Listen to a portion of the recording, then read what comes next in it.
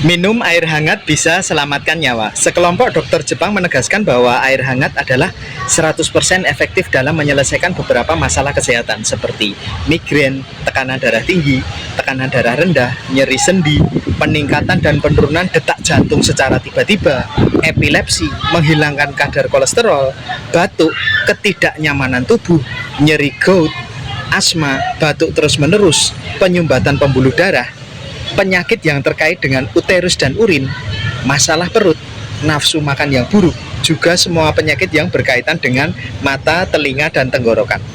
Sakit kepala. Nah, bagaimana cara memakai air hangat? Bangun pagi-pagi dan minum sekitar 2 gelas air hangat ketika perut kosong. Anda mungkin tidak dapat membuat 2 gelas di awal, tetapi perlahan-lahan. Catatan, jangan makan apapun 45 menit setelah mengambil air. Terapi air hangat akan menyelesaikan masalah kesehatan dalam jangka waktu yang wajar, seperti diabetes dalam 30 hari, tekanan darah dalam waktu 30 hari, masalah perut dalam waktu 10 hari, semua jenis kanker dalam waktu 9 bulan, penyumbatan pembuluh darah dalam waktu 6 bulan, nafsu makan yang buruk dalam 10 hari, uterus dan penyakit terkait dalam 10 hari, masalah hidung, telinga, dan tenggorokan dalam 10 hari, masalah wanita dalam 15 hari, penyakit jantung dalam 30. Itu terbaik untuk berjemur, untuk mendapatkan vitamin D sendiri. Ingat, fungsi vitamin D untuk kesehatan tulang, untuk kesehatan gigi, untuk menghindari depresi dan mencegah kanker.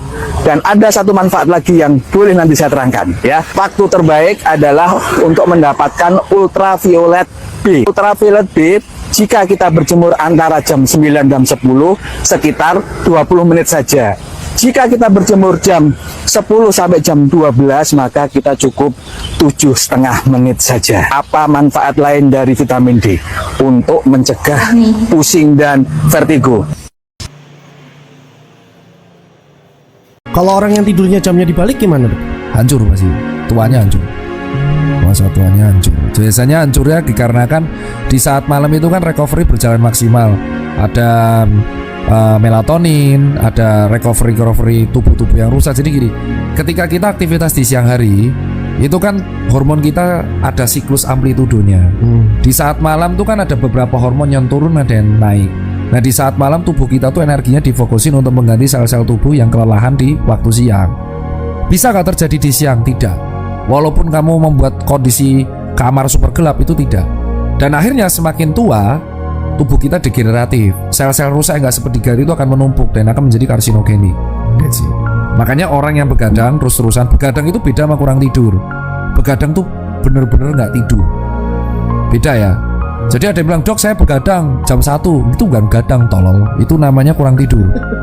Makanya pelajari KBBI, Kamus Besar Bahasa Indonesia yang baik. Kurang tidur dan begadang itu dua hal yang berbeda. Kurang tidur akan menghambat recovery. Begadang meningkatkan resiko kematian.